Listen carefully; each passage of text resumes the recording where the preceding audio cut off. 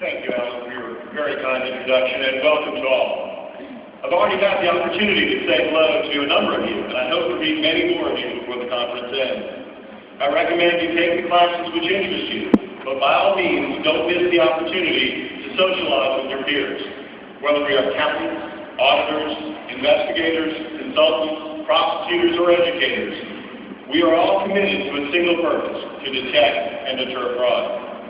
I would like to take this occasion to tell you about your Board of Regents and introduce you to its members.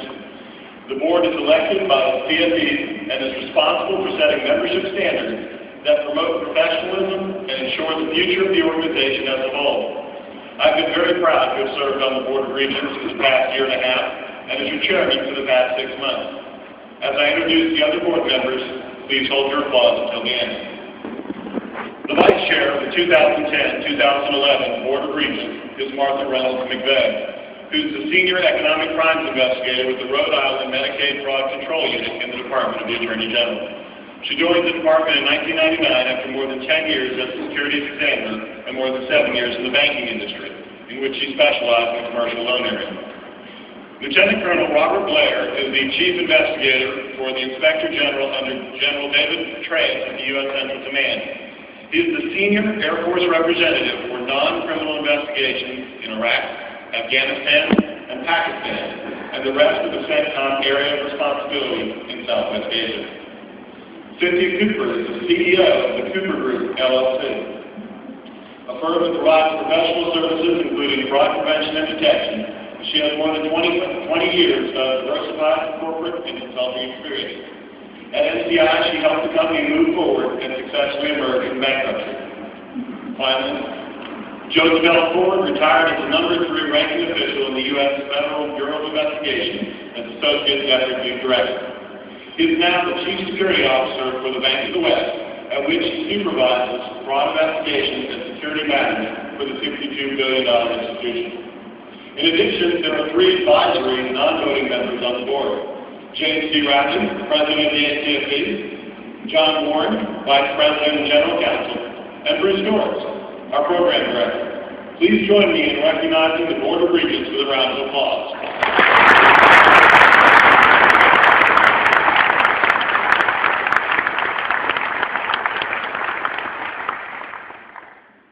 Now it is my pleasure to introduce the ACFE's President, who has been with the organization since its inception. Please stand and give a warm round of applause to the President of the Association of Certified Fraud Examiners, Mr. James D. Rapton.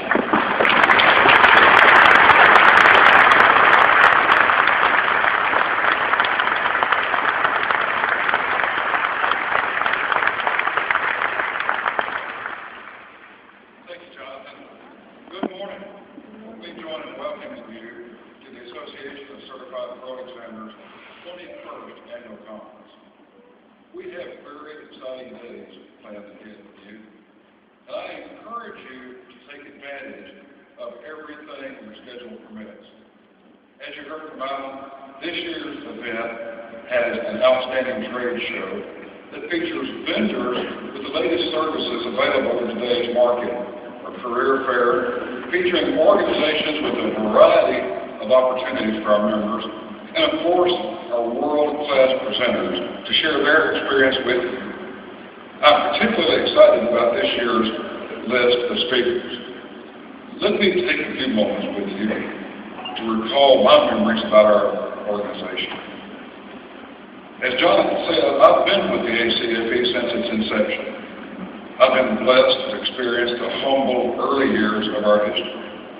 When we were formed in 1988, the world was a much different place than it is today. The term fraud examiner did not exist, and there were almost no resources for those of us who worked fraud cases. While we were researching the idea of forming the association, I went to the University of Texas Library in search of reference material on fraud. Now keep in mind that the internet was not around in those days.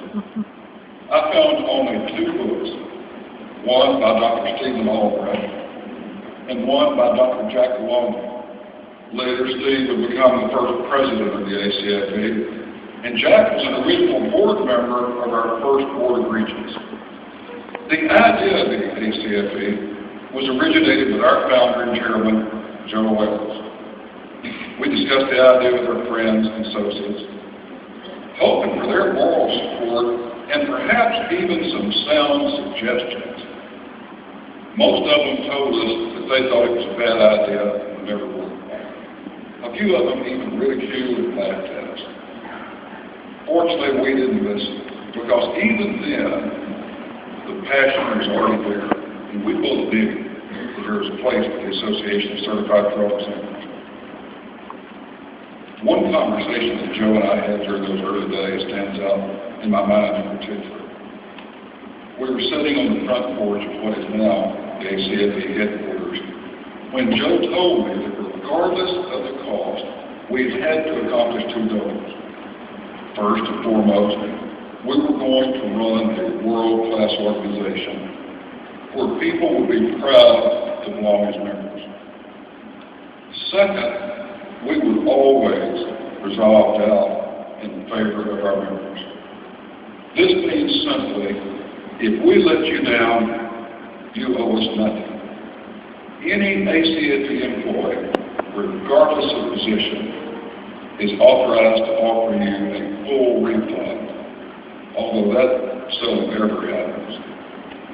I made the decision after talking to many of our original members in the formative years that they should always be able to call a toll-free number that would be answered by somebody that was trained to assist them. Over 20 years later, that's not changed. If you call the ACFE during working hours, you won't get a voicemail menu. Instead, the person who answers your telephone call will be able to handle your needs without having to transfer you around endlessly. And all ACFE employees, including me, are available to the membership by phone, email, or in person. So back in 1988, with the exception of two books I mentioned earlier, there was no common body of knowledge to assist professionals in fighting fraud. We decided there was no one else to write the book on fraud, so that's exactly what we had to do. Joe wasn't a very experienced writer then, but he did show a flair and dedication for it. To date, he's written 17 books on fraud detection and prevention, published hundreds of articles, and holds every major writing award in our profession. We also called on a number of experts we knew, persuaded them to share their knowledge and expertise on paper.